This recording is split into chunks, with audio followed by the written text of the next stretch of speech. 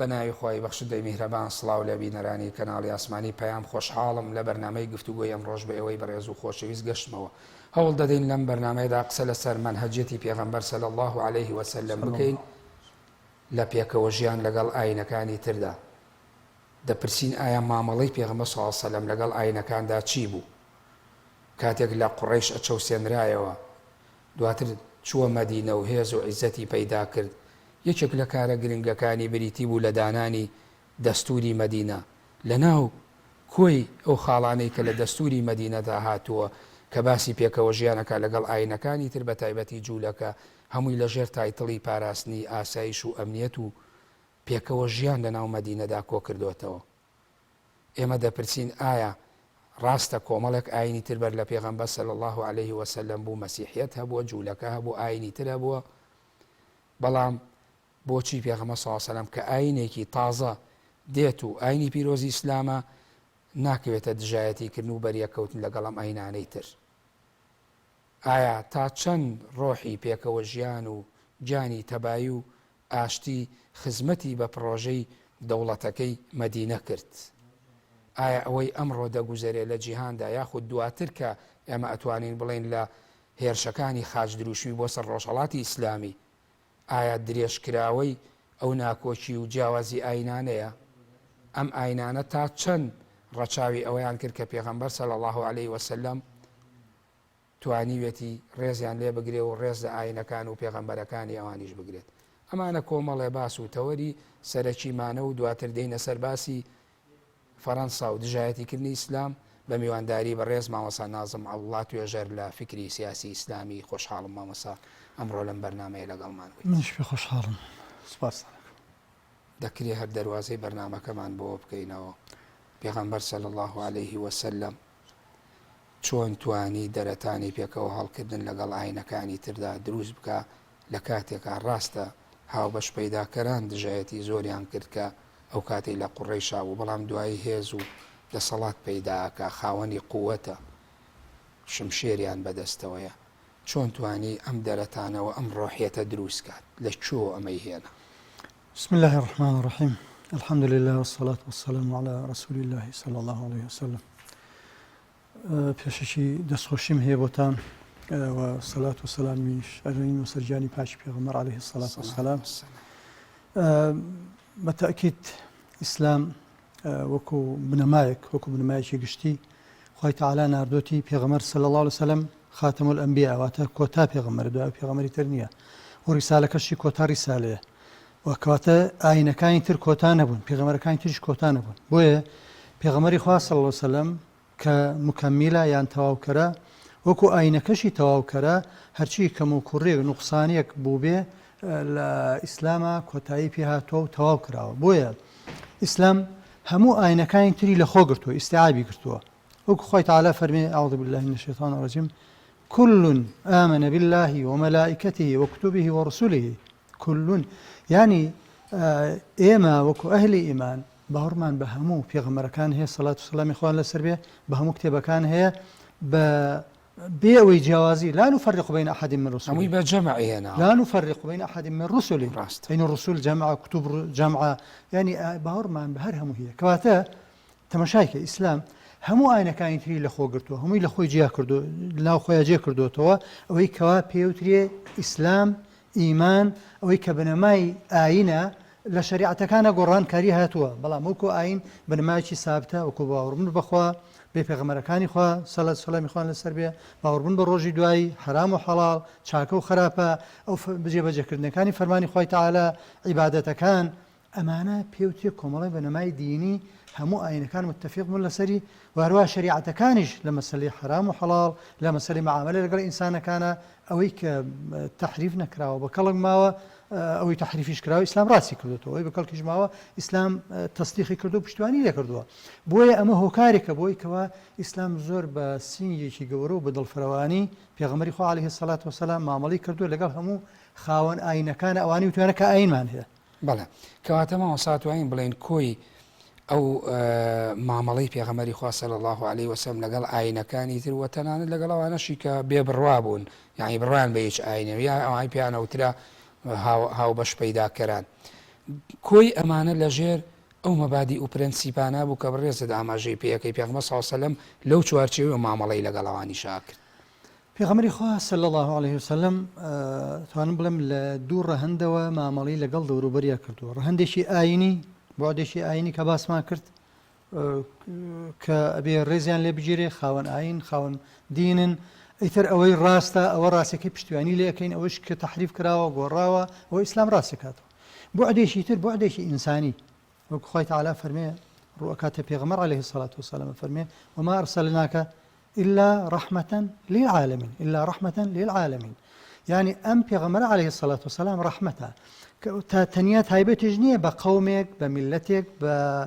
شوێنێک بە جەزیرەیەکەوە بۆ عالەمە بۆ هەرچی ئەوەی مرۆڤە ئەوەی کەوا پێوتری ئینسان نەوەی ئادەمە ئەم پێغەمبەر عەلەیهی الصەلاة وەسەلام پەیامی بۆ ئەوە پێ ئیتر لە ڕۆژهەڵاتە لە ڕۆژئاوایە لە جەزیرەیە لە هەر شوێنێکا هەیە کەواتە ئەمەش بوعدێکی ترە ئەمەش ڕەهەندێکی ترە پێغەمبەری خوا صلی الله علیه وسلم مامەڵەی لەگەڵ خەڵکیان کردووە بۆیە ئەلی جارێک جەنازەیە کات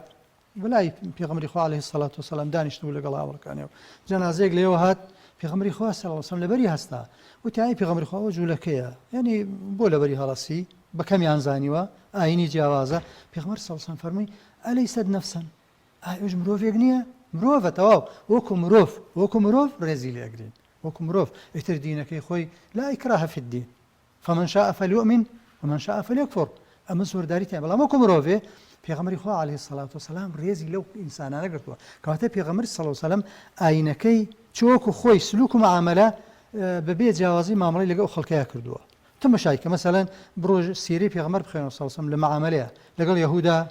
لەگەڵ غەیری یەهودا وەکو قەرزکردن وەکو مامەڵەکردن وەکو هەڵسوکەوتکردن وەکو دراوسێکردن وەکو تێکەڵی چۆن بووە لەگەڵیانە ئینی بێفەرق بووە وەکو مرۆڤی مامەڵەی لەگەڵ بەڵام مامۆستا یعنی دوجار خۆی هەر سونەتی ئاینەکان و پێغەمبەرەکانی ژوایە کە خوددا بۆ قەومەکانی ناردووە هەر پێغەمبەرێ هاتووە ئاینەکەی پێش خۆی وە پێش خۆی ڕەت کردووەتەوە واتە ئەم ئەوی سەحب پێ کردووە باشە ئەمە بۆ خۆی ئەوە ناگەیەنێ کە ئەوەی کە هات ئیترە بێ و ئاینەی خۆی بسەپێنێەوە ئەوانی تر کۆتایی پێبێنێ و بڵێ نین ئەمەی بۆ نەکرد پێغەمبەر صلی الله علیه وسەلم لە هەموو ئاینەکانی ترە هەموو پێغەمبەرانی تر وەکو قورئان بۆمانە جێڕێتەوە خوای تەعالی تەوسیەی کردوون واتە تەوسیەی هەموو پێغەمبەرانی کردووە هەموو خاوەن ڕیسالەکانی کردووە کە دوای ئێوە یان لە کاتی ئێوە پێغەمبەرێک دێ ئەگەر کەوتە کاتتانەوە ئەبێ باوەڕی پێبێن خوای تەعالی فەرمووی وأخذتم على ذلكم إصري يعني حتى لسر فرمي بيمان من وقتون قالوا أقررنا يعني خوي تعالى ما يعني لسر زماني هم بيغمر كان أمان إقرار كردوه كواب أو بيغمري دي لدوايا ناي محمد عليه الصلاة والسلام أجا كوتا سردمي وأنا باوري بيهن هم بيغمر كان يتر مثلا تمشي عيسى عليه الصلاة والسلام وكو قرآن بما نجرتوه مثلا توثيق قومه كردوه دائما بيغمرك دي اسمه أحمد مثلا موسى عليه الصلاة والسلام ئاماژەی پێ کردووە لە تەورات لە سەردەمی خۆیان کە لە تەوراتە بووە ئەگەر دەستکاری نەکرابێ کەواتە ئەوان هەمویان تەوسیەمان پێکراوە پێغەمبەری خوا عەلەیهی الصەلاة وەسەلام لەگەڵ ئەوەیە کەوا ئاگای لەم تەوسیاتانەیە کە قورئان بۆ یەجێڕێتەوە احتیفاز بەمەوە کردووە بەم وەسیەتانەوە کەواتە ئێمە وەکو ئەرکێکی پێغەمبەرایەتی پێغەمبەر عەلەیهی الصەلاة وەسەلام وەکو ئەرکی خۆ وەکو نەبیەک وەکو ڕیسالەیەک ڕێزی هەموو ئەو ئاینانەی تری گرتووە حورمەتی گرتوون و بە بەشێک لە ئاینەکەی خۆی زانیون واتە مکەمیل و تەواوکەی ئەوانە وەکو لە حەدیثێکە پێغەمبەر فەرمێ صلی الله علیه وسلم نمونەی من و نمونەی پێغەمبەرەکانی پێشووی من وەکو بینایەکی جوانی ڕێک و پێک وایە کە لە هەموو لایەک و بێعایب و بێکەلێنە بەڵام شوێنێکی تیا یەک خشتێکی نوقسانە خەڵکی دەڵێن خۆزگایە ئەم خشتەش لە جێی خوا نەبێ پێغەمبەر فەرمێ صلی الله علیه وسلم وأنا هذه اللبنة وأنا خاتم النبيين من أو خشتم من كتاب پیغمبران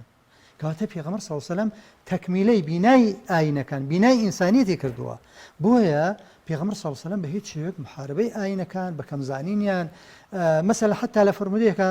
پێغەمبەر صلی الله علیه وسلم دیارە لە مناسبە لە مەوریدێکا بووە فەرمێ من بە گەورە ینی تەفزیل مەدەن بس پێغەمبەرەکانە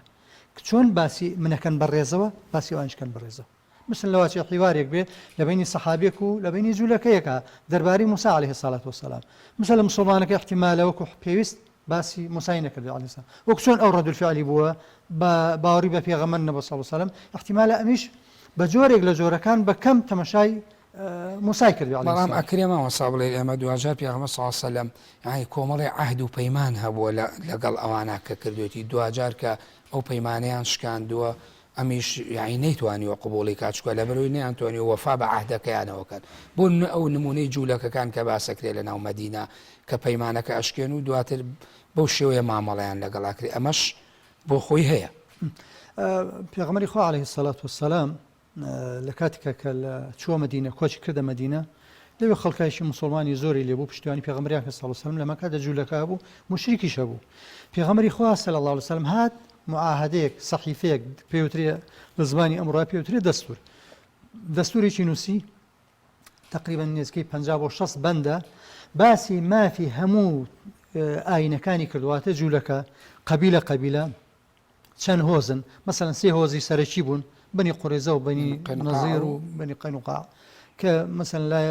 هەنیشی بە شەڕ و هەنیشی بە ئاشتی و ئەوە لەگەڵەوانەیەک لای کردووە هاوپەیمانەکانیشیان پێغەمبەری خوا صلی الله علیه و سلم معاهدەکە باسییانەکە حتا عەرەب بوون واتە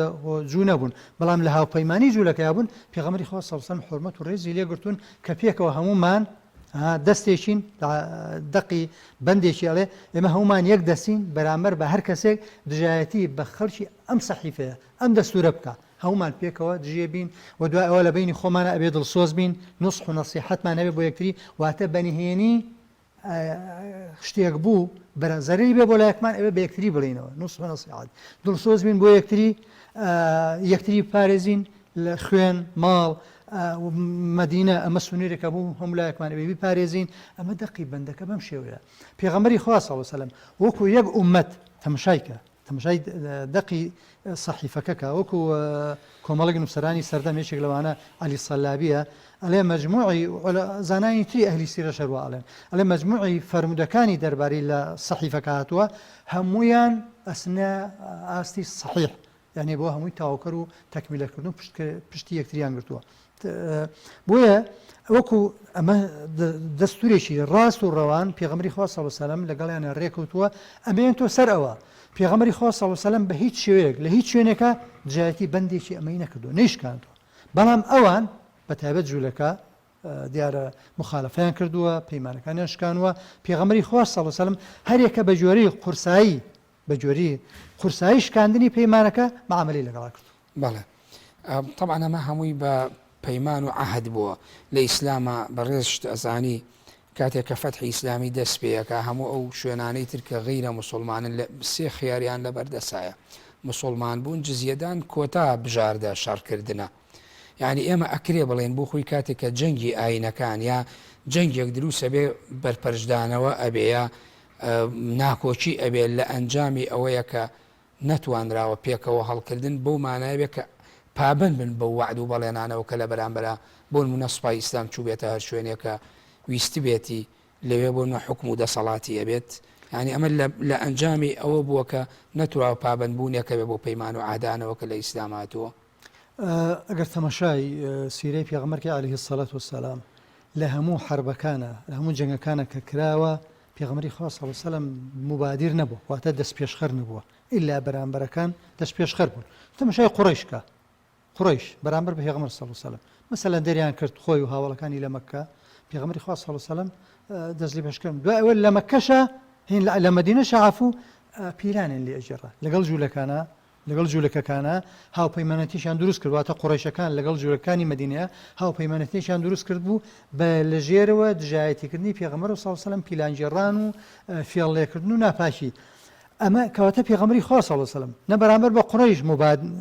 دەست پێشخەر بووە نە بەرامبەر بە جوولەکەکانیش جوولەکەکان کە دوای ئەوەی هاوپەیمانەتیشیان بەست لەگەڵ پێغەمبەر صلی الله علیه و سلم کە پێکەوە هەمومان پشتیوان یەکترین هەمومان پارێزگاری مەدینە ئەکەین هەموو ئومەتێکین حتا وشەی ئومە هەمویان پێکەوە واتە جوولەکە و موسڵمان و مشریک ئەوەی لە مەدینیان ئومەتێکن گەلێکن خاوەن سیادەی دەستورین خاوەن سیادەی زەوی و ئاو و ئەرزی خۆیانن خاوەن سیادەی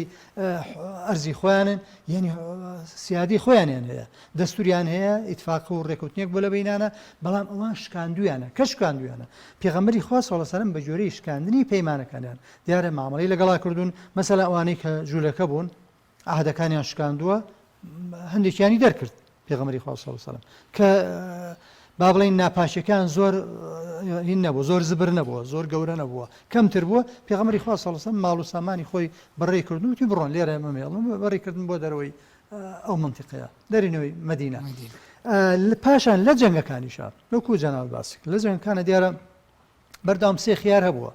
خیاریەکەم قەت شەڕ نەبووە چونکە ئیسلام وەکو ئاینێک خوای تەعالا ناردوێتی بۆ ئەوەی خەڵکی یەکتاپەرز بن خەڵکی خواپەرز بن خەڵکی باوەڕ بێنن بە پێغەمبەر صلی الله علیه و سلم بە ئاینەکەی بە دینەکەی حتا پێغەمبەری خوا صلی الله علیه و سلم ئەگەر تەماشاکەی لە مەککەیە ئەڵێ باشە بۆ لێم ناگەڕێن ئاینەکەی خوا بگەێنم ئاینەکەی خوا بگەێنم واتە من پەیامێکم پێیە ئەرکێکم لەسەرشان لێم گەڕێن بیگەێنم پێغەمبەری خوا صلی الله علیه و سلم هیچ شێوەیەک نەدژایەتی ئەم هۆزبوو نە ئەو هۆز بووە نە مەسەلەی حوبی ڕیاسە و حوبی زەعامە و حوبی دەسەڵات بووە هیچ نە ماڵ و سامان بووە بەڵکو پەیامێکی پێ بۆ ویستوتی بیگەێنێ پەیامەکە پەیامێکی ئینسانیە پەیامێکی ئەخلاقیە پەیامێکە عەلاقەی بە دنیا و قیامەتی مرۆڤەکانوێ کە قبوڵیان نەکردووە خیارێکی تر هاتوۆتە پێشەوە کە بەتایبەت لە جەنگەکانە خیاریشتر هاتوۆتە پێشەوە کە ئایا جزیەش لە ئێستاش ئەمڕۆکەش جزیە هەیە خەڵک لە کاتێکە زاراوەی جزیە لەبەر ئەوەی زاراوەیەکی مێژوویە زۆر باس کراوە خەڵک باش لی تێناگە ئەڕاتوە سەردەمەکانی فیقهی قەدیم ئەبێ مەز لە جزیە چی بوو بێ یان واتێ گەێنەراون دەتابێت ئەوانەی کە ناحەزانی ئیسلامن دوژمنان خراپ وێنای جزییان کردو خراپ ڕاوەیان کردو خراپ تەسیێنیان کردو وا حاڵی بوون ئەمە سەرانەیەکە هەر کەسێک هاتە لەژێر سایی دەسەڵاتی ئیسلاما بوو ئەبێ ئەم سەرانەیە بدا وەکو چۆن کۆیلە و بەندەوە ئەمە بەم شێوەیە نییە ئیسلام بەڵکو ڕێزێکی گەورەی گرتووە لەو خەڵکە مەسەلەن خۆ جارێ مەسەلەن ئەمە مناڵە ئەمە پیرە شمولی نەکردو حتا ئەگەر ڕێکەوتنیش بێ جزیەش بوو بێ تۆ ئێستا ئەمڕۆ وڵاتان دێن نەوتەکەتە بن واریداتەکەت بن مەسەلەن یەکێک لەوانە خۆلەوانی دوای بیتە سەری تۆ لەوانی بیتە سەری بۆچی فەڕەنسا تووشی ئەم وەزعە بێتەوە هیچێک لەوانە کاکە هەموو وڵاتی ئەفریقا و بەتایبەت وڵاتانی ئەفریقای هەمووی مستعمەراتی فەڕەنسان و سەرۆت و سامان و بە ملیارەها دۆلار و دینار و ئەتنا زێر و زیوی ئەو وڵاتە ڕوا بۆ فەڕەنسا و خۆی پێ کردو بە یەکەم وڵاتێک لە ڕووی ئابووریەوە و بەڵام وڵاتی ئاسیا و وڵاتانی ئەفریقیا بەشێکی ئەوەی لەژێ مستعمەراتیان لە برسا مردوون هەمووی هیچ تووشی هیجرەت ڕایان کردو ڕۆشن بۆ فەڕەنسا ڕۆشن لە فەڕەنسا مسلمانە کە مسلمانە لێ ملتەزیمە بە دینەکەی و ئەبێ وردە گەشەکە پەراسێنێ کەواتە ئەگەر ورد بیتەوە لێ بە دەرەجەیەک دەسەڵات خەتای ئەوان بووە بەڵێ کەواتە توانین ماوەسا بڵێن یعنی ئەوەی کە لە دواترا ڕووەیەوە ئەو شەڕە بەرامبەر بە ئاینەکە بەرامبەر ئاینی پیرۆزی ئیسلام ئەتوانین بڵێن سەرچاوەکەی ئالەمەوە یعنی هاتووە کە بۆ خۆی جۆرێکە لە دژایەتی ئاینی ئیسلام کە ئاینەکانی تریا مەسیحیەت بەرپایەکەەوە بە پێچەوانەشەوە زۆر جار کە بەریەکەوتنەکانە بێ ئەتوانین بڵێن ئەمە بۆ خۆی لەوە سەرچاوی گرت و ئەم ناکۆچیانەیەوە نەتوانینی ئەوەیە کە ئەو ئاینانەی تر ئەوەی کە ئیسلام دیاری کردووە یاخود ئەو ڕقەی کۆنەی کە هەیان بۆ درێژەکێشێ بۆ دواتری مێژوش بەتاکیت چکە جارێ ئەوانتر ئێستەوە وایە ئاینەکانی تر هەر هەمووی لە دیفاعە لەبەرەوەی پرانسیپەکانی مەبادیئەکانی وانە خەڵک قبولی بکە ینی ئەمە نقطەیەکە کە من زۆر حەزەکەم ئێمە هەڵوەسی لەسەرکەین وەکو ئەهلی ئیسلام بۆ ئیسلام لە ئەوروپایە بەڵاو بێتەوە ئەمە زۆر جار لەواچێ پرسیاری هەموو لایەکمان بۆ وایە ئەمە علاقەی بە تەنیا داعیەکانەوە نییە لەوانەیە خەڵکی وەبزین بانخوازەکان یا ڕەبی خوا موفقیانکە بەڵێ بانخوازەکان دەوریان هەیە مسلمانان مەسەن لەواچی سێنیسکەی 7 ملیۆن مسلمان لە فەڕەنسایە هەبێ لەواچی وەکو هەندێک باسیەکان ڕێژەکەیان بەرز بێتەوە بۆ لە سا 8 و بۆ 12 و ئەوها مثلا لە مجموعی فەڕەنسا ئێستا 65 ملیۆن بەرز ملیۆنە شەشی مسلمانە بۆ هەشتینەوە ئەلەن مسلمان لەبەروی فەڕەنسا دەوڵەتێکی ئەڵمانیا لەسەر ڕەگەز جیاوازی تو ئاینەی ناوێت پرسێ ناولێت تۆ چه قومێتێکی بەحساب لەبەروی بنەمایشی ئەڵمانی لیبراڵیە و بەشارنەوەی ئەوەشەوە ڕێژێ لەگەڵ ئەوەشە ئەو ڕێژێ ئەگە بێت ئیحسایکی وردکەی چکە خەڵکێکی زۆر جار لاجی ناشەرعی واتە لە کۆمەڵێ پەناهەندە کە دەوڵەت ئاگای لینیە چۆتە وڵاتەوە یان هەیە بە جۆرە لوزەکان گەشەی کردو و ئاگایان لێ نییە باز نەکراوە لە ئەحسایە نییە باز ڕێژەکەی زۆرە بۆیە ئێمە ئەگەر بێنە سەر ئەوە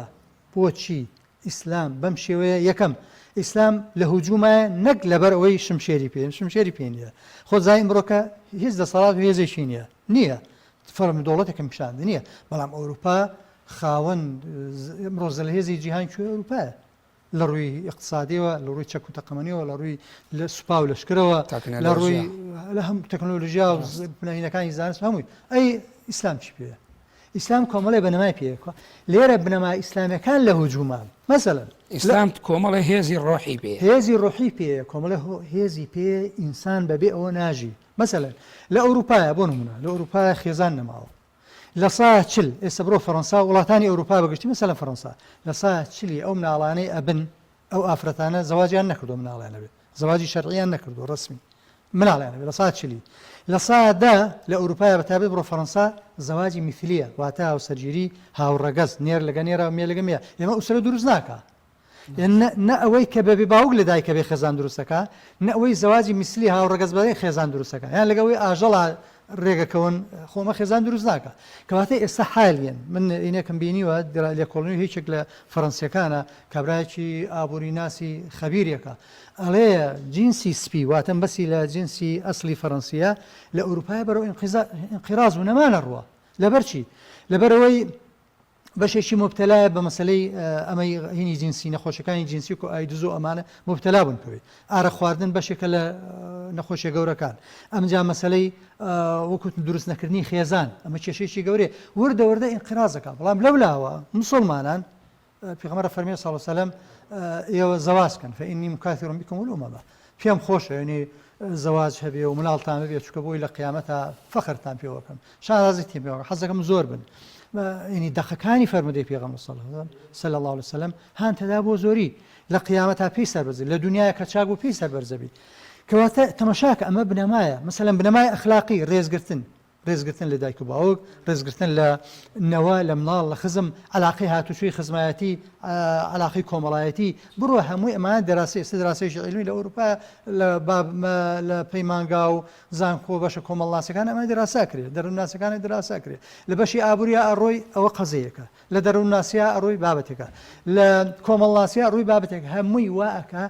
ئەبێ ئیسلام ئەبێ واجبێکە ئەبێ بێ بۆیە ئەڵێن پاش 30 ساڵی تر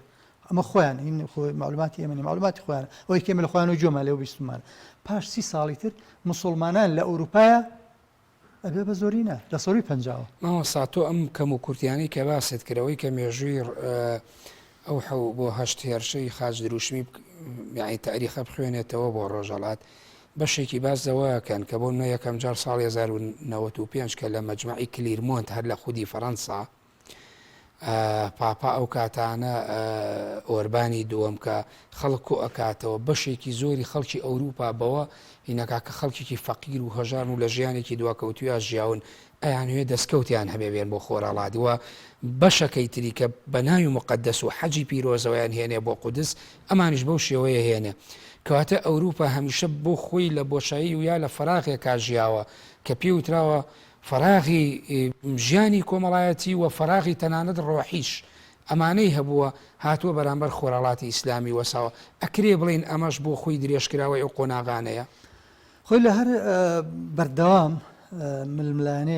ململانێ با بڵین یان زۆرانبازیەک هەیە لە بینی ئیسلام لە بینی ئاینەکانی ترە مەسەلەن جوولەکە هاتووەش سنوورێکی بۆ خۆی داناوە نەغەیری جوولەکە وەرەگرێ ئاینی جوو تایبەتە بە جوولەکەەوە واتە ئەوی بەڕەگەز جوولەکەیە ئەمە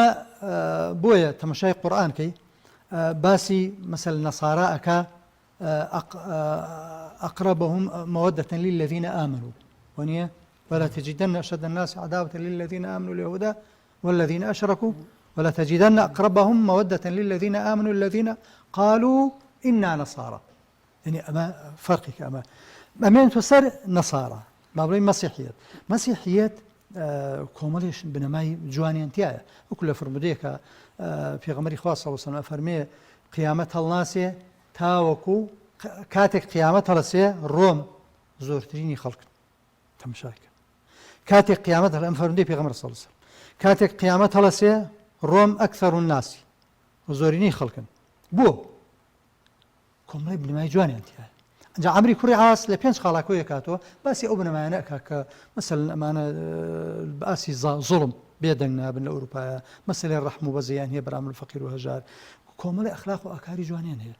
لێرەیە ئەم ئەخلاق و ئاکارانەکەوان حەزی لێەکەن کە بەشێکە لە بنەمای مەسیحیەت ئیسلام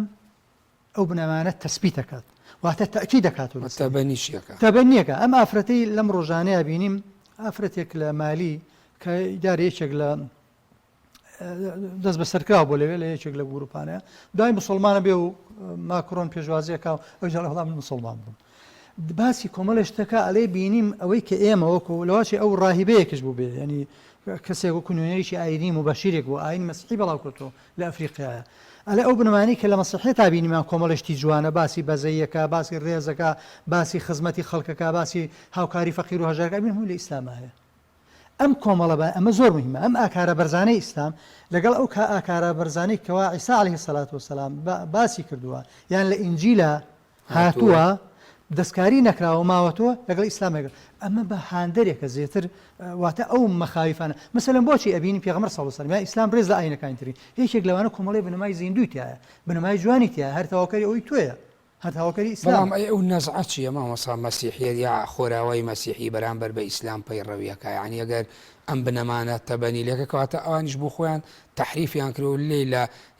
لیان لاداون و هەروەها نایانەوێ ینی لە ژێر پەیڕەوکاری ئەو بنەمانە بن کە تۆ باست کرد ئەوەی کە هانی ئەوروپا ئەدا دژایەتی ئیسلام کا و لێ ترسێ ینی لی تۆقیوە کۆمەڵێشتە یەکەمەوەی ئیسلام باسی تەوحیدەکە ئەوان باسی تەسلیسەکەن ئەوان باوەڕیان بە سێ خوا هەیە ئەقانیمی ثەلاثە باوەڕیان بە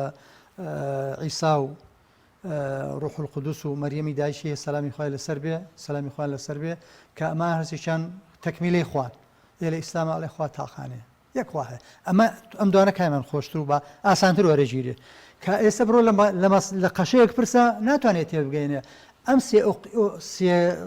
سێ کوچکەیە چییە سێ کوچکەی خوا چییە وەرە تێمگەێنە ینی ئێستا لە قەشەیە پرسە ناتوانێت تێبگەێنە ئێدە ئیتر ئەوروپایەکی فەقیر ئەم هەموو زۆر شارەزاژ نین لە دینی خۆیانە چۆن لی تێبگەن بەخرماوەسا بۆ ئەم ڕوحە چییە بەناوی ڕوحی سەلیبیەت و یا خاش دروشمیەوە کە دێتە سەر ئیسلام دێتە سەر ماڵەکەی ئەمە ئەکاجاخۆ ئەوەی ئیمانوێل ماکرۆنیش کە باسیکەین هەر بۆ خۆی بەشێکە لەوە بەڵام لە ناو ماڵەکەی خۆیایکە نەهاتۆتە شەرقی ئیسلامی بۆ ئەمان بۆ کرد بەشێکی ئەوەی کە وتم لە ڕووی تەوحیدەوەوان لە ئیسلامە ترسن لە عەقیدا یەک ناگرینەوە لە تەوحیدا یەک ناگرینەوە دوو ئیسلام ئەوان لەوە ئەترسن ئەو وجودەی هەیەە لە وجود و بوونی خۆیان ئەترسن دوای ئەوە ئەوان وەکو لە پێشەوە باسمان کرد وەکو ئیسلام وەکو دینێک باوەڕیان نییە باوەڕیان بە ئیسلام نییە باوەڕیان بە پێغەمبەر نییە صلی الله علیه و سلم خۆ ئەگەوان باوەڕیان پێ وایە حەلی مشکلەکانمان بوو ڤاتیکان باوەڕی هەبوایە قورئان کەلامی خوایە و محەممەد صلی الله علیه و سلم پێغەمبەری خوایە حەلی مشکلەکان بوو مامۆستا توانین بڵێن ئەوەی کە فەڕەنسایکە بۆ خۆی نوێنەرایەتی جیهانی مەسیحیەتەکە بەرامبەر بە ئیسلام ئەتوانین بڵێن ئەوەی لەواچێ لاوەڕۆی عاتیفەوە سۆزی عاتفی دینی مەسیحیەوە نسبەتی یەک بێرنەوە بەڵام یەک ناگرێت نە ئەمریکا نوێنەری سەلیبایەتیەکە نە فەڕەنساییکە نایکامڕۆ بۆ چونکە ئەمڕۆ کە بابەتێک تەنیا سێراعێکی دینی نییە ئەمە سێراعەکە مەسەلەن ئێستا ئەوەی ماکرۆن ئەگەر بین وەکو محەد تەحلیلی سیاسی بکەین وەکو خەبیرێک بێنە خەبیرێک لە شوێنی فەڕەنسایە لە وەزعی سیاسی فەڕەنسا ئابووری فەڕەنسا بێ دراسە بۆ بکە ئەلە کاکە ماکرۆن لەگەڵ بەرامبەرەکانی شکستی خواردوو کۆمەڵی وعدی داوە لە هەڵبژاردنەکانی پێشووە بۆ خەڵکی فەڕەنسایی بکە نەیکردووە دوای ئەوە ئەو یەمینی توندڕە و کۆمەڵێک شیعاری هەبوو ماکرۆن ڕەدی داوتی من ئەوانە جێبەجێکم چی جێبەجێ ئێستا لەژێ فرسارایە یعنی ئەم هەڵبژاردنە ئەترسێ دەرنەچێت کەواتە ئەم بابەتێک کە سیاسیە تەسیس کراوە مەسەلەن بابەتێکی تری پەیوەندی بە هەندێک ملوولانەی جیهانی ئیسلامیەوەیە مەسەلەن لایەکۆ تورکیایە لایەکوانی وڵاتی ترە لایەکۆ حتا ئەمریکایە لە مەنتەقەکەیە ئەمانە وایان کردو ملوولانەکە دروست بێ بۆیە مەسەلەن نقطەیەکی ترکە لە فەڕەنسایە کە ئاماژەشمان پێکرد یعنی تۆ ئەزانی ماکرۆن ئەمەی کردووە ناڵێم وعدی زۆری داوە وەزی فەقیرەکان باشکە ئێستا خۆیان ئەڵێن ینی مسلمانانی فەڕەنسا هەمووی پەراوێز خراون خەڵکێکی فەقیر هەژار لە منطقە هەژار نشینەکانە ئەژین مافیان کەمە وەکو پێویست ئەوەی کە پێی ئەڵێن مەسەلەن ئەلمانی ماکرۆن ناڵێم دیفاع پارێزگاری لە بنەمای ئەلمانیەکەین ماوی لیبراڵێتی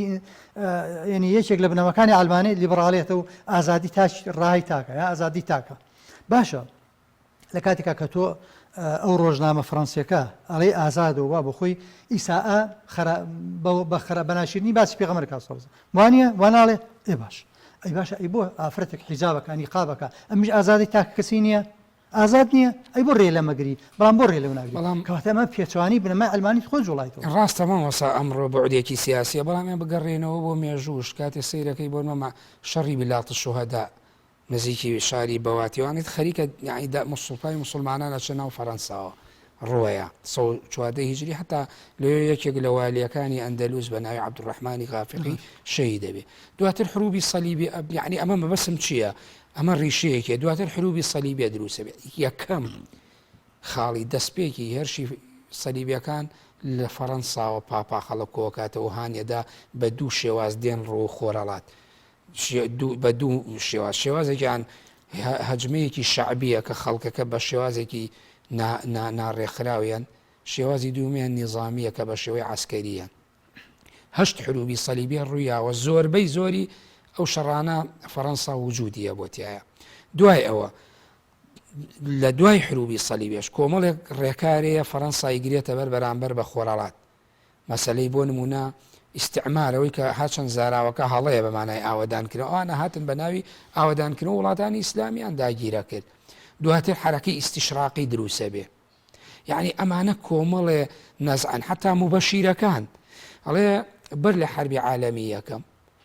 73,000 مبەشیر بۆنمە دێ بۆ وڵاتێکی وەکو سووریا ئەم 73,000 مبەشیرە دوو لە سەرسی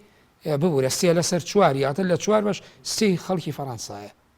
یعنی مەبەستەکە ئەوەیە ئەم ڕقە درێژکراوەی ڕقێکی ئاینی تونڕەوی کاسۆلیچە بەرامبەر بە خۆرەڵاتی ئیسلامی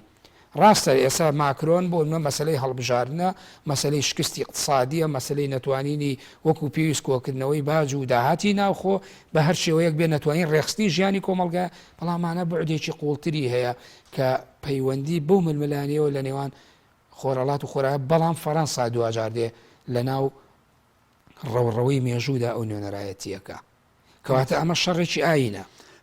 بەتەکیت ڕۆڵی شەڕی ئاینی خاڵی سەرەکی جەوهریە لەم ململانەیە یعنی ئەوە هەر ناویشی تری پێوە بلکێن کاتی خۆی ئەو نیە بۆشی کوڕ لە کاتێکە کە بەرامبەر 11 سپتمبر تێمە حروبی سەلیبێکی نوێ سەلیبێکی نوێە دوای ئەوە ویستی پینەیکە ئەوەی لەگەڵمانە ئەمە ینی بتێوە نەتوێ ئەوەی ئەمڕۆ ئەوروپاییکە بەرامبەر بە جیهانی ئیسلامی لە هەر ڕوویەکەوە بێ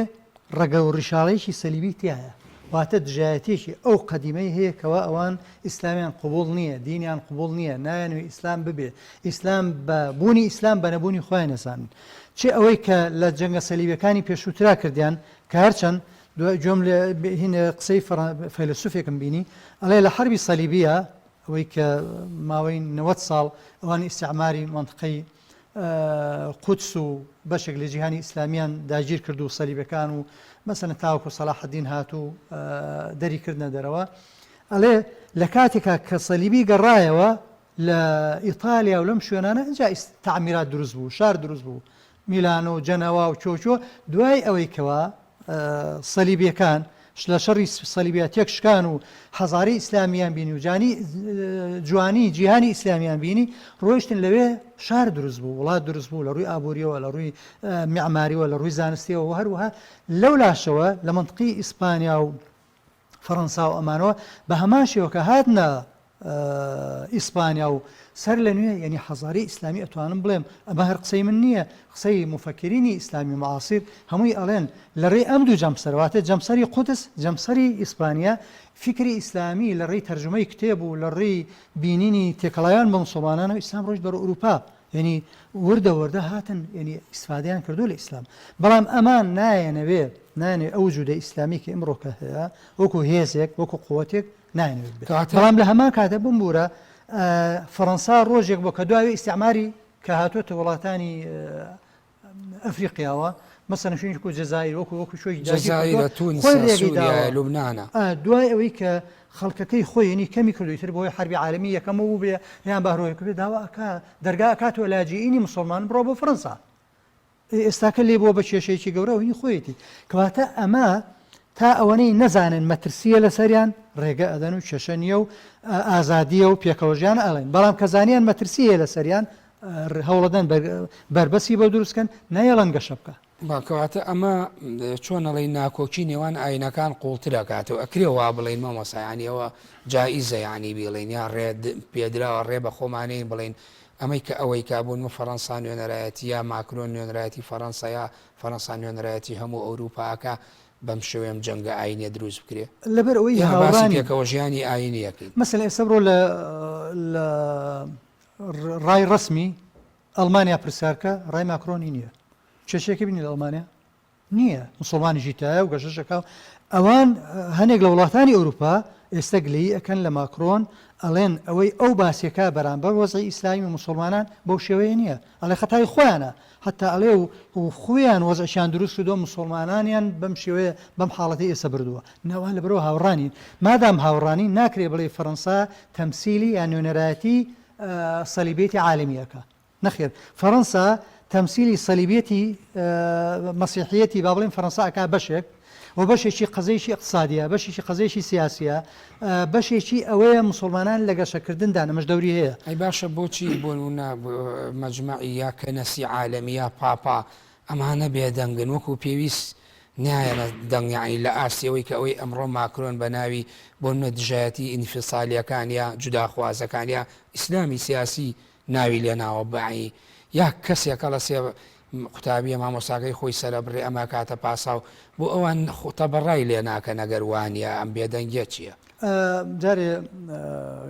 کەنیسەی مەجموعی کەنایسی عالەمی یان باڵێن ڤاتیکان ئەگەر هەچەم تەمسیلی کەنایسی عالەمی ناکە چۆ کەنایسی شەرقی و کەنایسی غەربی هەیە ئەوەی کە لە ڤاتیکانە ئەمڕۆکە هەیە ئەوان پێیان خۆش نییە حتا ئەگەر بیێریت بێ پاپا پێش ئەم ئەندکتۆس شانزەم بنتکتۆسی شانزەم ئەو کۆمەڵی قسەی کرد بەرامبەر بە پێغەمبەر صلی الله علیه و سلم مزاهرە و خۆپیشاندانێکی گەورە دروست بوو لە جیهانی ئیسلامی دەرەتیش زۆر وتیان اعتیزار بێنێتەوە پاپاش لە ئاینی مەسیحیان مەعسوومە واتن تەمسیلی وتەی خواکە یعنی هەرچێگەڵێ وەکو وای خوای تەعالا وتبێتی یعنی ئەوانە خوایەکەی ئەوان خۆیان ئەڵێم لەبەرەوە نابێ هەڵەی کردبێ کە یاعتیزار بێنێتەوە هەڵەی کردووە لەبەرەوە نەیتوانین یاعتیزار بێنێتەوە لە هەمان کاتە فشارێکی گەورەشیان لەسەر دروست بوو لەسەر ئەوروپا دروست بوو لەسەر ڤاتیکان دروست بوو لەسەر کەنیسەکان دروست بوو بۆیە کەنیسە یان با بڵێن ڤاتیکان پێی خۆشە حەز ناکە گەشەکردنی ئیسلام لە ئەوروپایە هەبێ چونکە ئەوان بە زەریری خۆیان نەزان ئەو هەموو کەنیسەیە ئەکڕێ ئەکرێ بە مزگەوت ئەو خەڵکە ئەبێ بە مەسیحی ئەبێ بە مسلمان وردە وردە ئەرزی ئەوانە و تەسکە بێتەوە زەوی ئەوانە و بچووکە بێت بەڵێ مامۆستا ینی قسەیەکی تریش هەیە ئێمە بازە تەعایژیا پێکەوە ژیانی ئاینەکانەکەین و لەژێر ڕووناکی مامەڵەی پێغەمبەردا صلی الله علیه وسلم کە ئێستا زۆر یعنی بڕام نییە هیچ کاتێک وە هیچ ساڵێکە لە بیرەوەری لە دایکبوونی پێغەمبەر صلی الله علیه وسلم بە هێندەی ئێستا خەڵک پاڵپشتی و سڵاواتی ناربێ بۆ پێغەمبەر صلی الله علیه وسلم یعنی خەڵک بە جۆرێژگان هاوسۆزی و حەماسەتێکی تایبەتیەیە پێویستە مسلمانان لە بەرامبەر ئەما چۆن مامەڵە بکەن و سەیری ڕەوشت و ئاکاری پێغەمبەر صلی الله علیه وسلم تۆ نمونەیەکت هێنایەوە کە هەستاوەتەوە لەبەری تەرمی جوولەکەی وتوتیەوە ئینسانە ڕێزی گرۆک و ئینسان ئەی مسلمان پێویستە چۆن کارێک نەکەن پاساو بدەن بەدەستەوە بۆی بەرامبەرەکانیان هێرش بکەنە سەریان و مامەڵەیەکی وا جوان بکەن نموزەجی بێ کە هیلانی کەم بەرامبەرەکانیان ئیحراج بکەن مسلمانان بە قەناعەتی من ئێستا دوو ئەرکیان هەیە واتە ئەرکی مسلمانانی ئەوروپا جیایە لەگەڵ مسلمانانی دەروەی ئەوروپا مسلمانانی دەوری ئەوروپا ئەم هەڵوێسەی ئێنوێنن هەڵوێسێکی زۆر جوان و چاک و شایستەیە و کە بە شێوەیەکی سلمی پەیامی خۆیان ئەگەن و هەمووشیان یەک قسەن یعنی ئێستا ئەگە تەماشاکەی مسلمانانی جیهان تەوحیدن یعنی یەکن یەک دەنگن یەک ڕەئین بە هەموو مەزاهیب و ڕاو بۆ چوون و مەدرسە و قوتابخانە و مەزابەکانیانەوە هەمویان یەک ڕەئین ئەمە تەوحیدێکە ئەمە پەیامێکی گەورەشە بۆ ئەوروپا وەک پەیامێکی گەورەشە بۆ فەڕەنساش کە مسلمانان لەم مۆزوعە تۆ دەست بۆ شتێ مەبە کە مادام مسلمانان هەموو لەسەری متتەفیقن ئەمە تایبەت نییە مسلمانی فەڕەنساوە تایبەتە بە من و تۆ بە مسلمانێکی فەڕەنسیشەوە پێغەمبەری خۆی عەلەیهی سەڵات وەسەلام کەواتە ئەمە پەیامێکی گەورە بوو بۆ مسلمانانی دەرەوەی ئەوروپا ئەمە جێگەی خۆیەتی بەڵام مسلمانانی ناو ئەوروپا پێویستە وەکو خۆیان مامەڵە لەگەڵ عاقڵانە بە شێوەیەکی لۆژیکیانە مامەڵە لەگەڵ ئەمەزایە بکەن دوور بن لە توندوتیژی دوور بن لە توندڕەوی حیوارکەن دەرگای حوار بکەنەوە بە ئەخلاقی جوان بە ئاکاری جوان وەکو باس کرد لەگەڵانە لەسەرخۆ بن نە شپرز بن نە هەڵچن نە با بڵێن توندوتیژی بنوێنن بۆ چونکە ئەوان بەمە جوانیەکەیان دەرەکەوێت نمونەیەکی فەرمودەی پێغەمبەر هەیە صلی الله علیه وسلم زەیدی کوڕی سەعانە هەبووە جوولەکە بووە یعنی عالمێکی جوولەکە بووە ئەمە وەکو بەسەراتێکی جێڕمە بۆ ئەوە کە بۆ مسلمانانی ئەوروپا گرنگە ئەڵێ پێغەمبەری خوا صلی الله علیه وسلم قەبیلەیەک هاتن وتیان نوێنەرەکان مسلمان بوون پاش ماوەیەکی پێش و نوێنەرەکان هات بۆ لای پێغەمبەری خوا صلی الله علیه وسلم وتی ئەی پێغەمبەری خوا من وعدم پێداون ئێوە مسلمان خوا دەروی بەرەکەتتان لێ کاتەوە ژیانتان خۆشەکە وەزعتان باشە بێ ئێستا وا خەریکە وەزعان خراپ و لە برسا من و نین ئەڵێ پێغەمبەری خوا صلی الله علیه وسلم هێنای لەناو سەحابە شتی بۆ کۆکردنەوە نزیکەی 80 مسقال ئاڵتونی لەو کاتەیە بۆ کۆکردنەوە لەو کاتەیە ڕێژێکی باش بوو کابرای جوولەکە ئەڵێ لە منی ینی من پارسە زەویەک بوو خینێک بوو لێم وەرگرتن و بەوەنە ئاڵتونەی لێم کڕیم و ئەویش ناردی بۆ ئەوێ ئەڵێ تەماشام کرد دوای بە قەرز هینەکەم بۆ کردن و ئەو پارەکەی نەدابوو پێم پارەکەی من قەرز بوو لای ئەو تر ڕۆژیان داوام کرد ئەی پێغەمبەری ئەی محەممەد ئێوە ئالی عەبدولمەطەلیب بەنی مەطەلیب قومێکی قەرزکوێرن بۆ پارەکەم نایت و سەحابە زۆر پێیان ناخۆش بووی ئەمە بەرامبەر پێغەمبەری خوا صلی الله علیه وسلم سوئی ئەدەبە چۆن وا ئەڵێیت و جاریش کە ئەوها عەباکەی ڕاکێشا و عەلا کولین پێغەمبەری خوا صلی الله علیه وسلم بە سەحابە ڕێزی بگرن ئەو مادام خاوەن حەقا پێی بڵێن بە جوانی داوای حەقەت کە منیش کە قەرزدارم ئەرکی پێم بڵێن بە جوانی ئەدای دوای ئیمامی عومەر خوا لێ ڕازی بێ دوای موسڵمان بوو وتی ئەی زەید بۆ وات کرد وتی ئەی عومەر هەرچی ئاکارەکانی پێغەمبەر هەیە صلی الله علیه وسلم بە تەورات بینیومە ئاکارە جوانەکانی کە وەکو علامەتی نبووەت بەڵام دوو علامات هەبوو حلمه ینی حلمی پێغەمبەر صلی الله علیه وسلم پێش سەبریە پێش تووڕەبوونیەکەوێ ینی ئەو ویستم ئەوشی تاقیب بکەمەوە ینی بینیم فعلا حلم و ئەدەب تیابین بەرەو مش مسلمان بوو لەبەرەوە ئێمڕۆکە مسلمانانی ئەوروپا پێویستیان بەوە هەیە فعلا ئەخلاقی جوان ئاکاری جوان ئینسان دۆستی ئیسلام دۆستی ئاکارە جوانەکانی پێغەمبەر صلی الله علیه وسلم بەم شێوەیە مامەڵە لەگەڵ دەوروبەری خۆیان بکەن واتە ئەوان بە ئینفعالی جیهانی ئیسلامی مامەڵە نەکەن لەگە وڵاتەکانی خۆیان کاتە کرێ بڵێن مامەڵەی کەسێکیش کە وەک تۆ باسە کرد ئەگەر چۆنەڵێ بە پاڵنەرێکی سیاسی بێبیکا بە جەنگی ئاین و ڕوبەڕی مسلمان بێتەوە ناکری ئەمەش بڵێن ئەوە شەڕی ئاینەکانەوە و جیاوازیە کاسۆلیچێتی تونڕە و بەرامبەر بە ئیسلام و مسلمانان پەیڕەویەکە وانە ئەمڕۆ ئەوکو لە پێشەوە باسمان کرد لە نەکانە ئەکرێ بڵین ناکرێ بڵین جزوری ئاینی لەم بابەتیاونە ناکرێ بڵین نییە جزوری سەلیبی جزوری ئاینی کە پێوتراوە سەلیبی با بڵین جزوری مەسیحیت لەمەیانە وجودی هەیە بەڵام بە پاساوێکی تازە بەڵام بە شێوەیەکی ئەوە نییە وەکو حربە سەلیبیەکان 100% تاکەهاندەر ئاینی بوو دوایش برسێتی و بەزم و ڕزم و ئەمانە بۆتیە ئێستا کۆمەڵێ بابەتی تر جزوری مەسیحیت دەوری هیتیایە بەڵام بابەتی سیاسی تێکەڵ بووە یعنی تەسیس کراوە بابەتی ئابووری تایە هەنیشتی تریتیایە لەواچی جاروایە سلوکێکی ناڕێشی مسلمانیش با ئەوەش بڵین یعنی مەسەلەن گەنجێک ڕۆیشتووە ئەو بەنیەتی خۆی شتێکی باشی کردو و ئینشاڵڵا لای خۆی تەعالەش بەنیەتی خۆی بەڵام لێوێ مامۆستایشی سەربڕیوە ئەمە قورسە بنسبەت مجتمعی ئەوروپیەوە بەنسبەت وەزعەوە ئەمە قورسە و قبولکردنی زەحمەتە بۆیان لەبەرەوە یعنی ئێمە پێویستمان بەوە هەیە فعلەن بە ئاکاری جوان بە ئەخلاقی جوان مامەڵە لەگەڵ پێویستە مامەسا بە پێچەوانەکەشیەوە هەر تەواوی یانی مسلمانیش بۆ خۆی سەرکۆنەی ئەو جۆرە ڕەفتارانە بکە کە بۆ خۆی ئیسلام بەریئە لەوە تۆ بڕۆیت چەقۆیەک هەڵبگری بیکری بەدەستەوە بەرامبەرەکەت گەرچی هەڵەیەکشی کرێ بیت ملی لە لاشەی بکەیتەوە یانی ئەوەش بۆ خۆی بە پێچەوانەوە هەر دروستەوە ئەوەش بۆ خۆی خزمەتەکە بە پێکەوە ژیانی ئاینەکان کە تۆ بی سەرکۆنەی شتێک بیت کە بە ناحەق بیبینی بەرامبەر بە بەرامبەرەکەت کرابێت جوان ئەمە لەبەر ئەوەی تەمسیلی کۆی مسلمانانی فەڕەنسا ناکا بۆ نمونە ناکرێت بڵێ ئەمە ڕای مسلمانی فەڕەنسا هەمووی وایە کاتی خۆی لە کوردستانە کوڕێکی گەنج مامۆساکەی خۆی خۆشی کوشتەوە دوایی لەبەر ئەوەی خۆ کوڕەکە لەوە نوێشی نەکردووە بەڵام ئەبینی کە ئەم مامۆستایە باسی تەبشیری و مەسیحیەکە و سوکایەتی بە ئیسلام و پێغەمبەرەکە سەڵسەڵام پێی قبوڵ نەکرا و کوشتی یعنی ئەمە پێوترێ با بڵێن حماسەتێکی نازانانە شخصی گەنجێک حماسی و پێی هەڵەسێ بەرامبەرەکەی تووڕەیەەکە ئینفعالی بێ دروستەکە ئەمە ناوەنی ئەوەی فەڕەنسا جووا بووە باش ماوەسا من هیچم نەماوە گەر بە ڕێزی لەسەر کۆی ئەو تەوەرانەوە پێکەوە ژیانی ئاینەکان لای پێغەمبەر صلی الله علیه وسلم و ڕێزگرتنی ئاینی بەرامبەر و مسلمانان و پەیڕەوکارانی ئیسلام پێویستە چی بکەن ئەگەر شتێکت مابێ ئیزافەیەکت مابێ پرسیارێکم نەکردبێ فەرموو وەکو دوا پرسیاری بەرنامەکە والله ئەوەی کە گرنگە ئێمە وەکو زۆرێک لە فەیلسوفەکانی ئەوروپاش تاکیدی لەسەرەکەنەوە ئەم ئیسلامە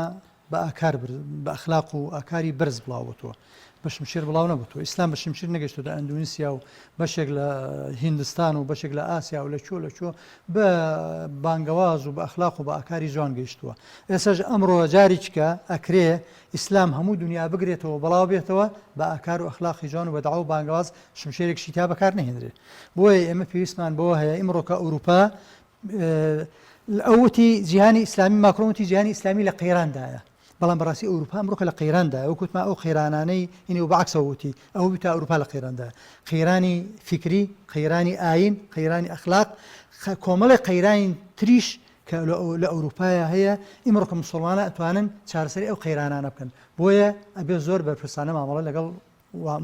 لەگەڵ غەیری خۆیان بکەن بەڵێ زۆر سپاس بۆ مامەسا نازم عەبدوڵڵا توێژەر لە فکری سیاسی ئیسلامی سپاس دەکەم ئەمڕۆ لەم بەرنامەیە ئامادەبوویت سپاس بۆ ئێوەش دەستان خۆش بێ و موفق بن بارە سپاس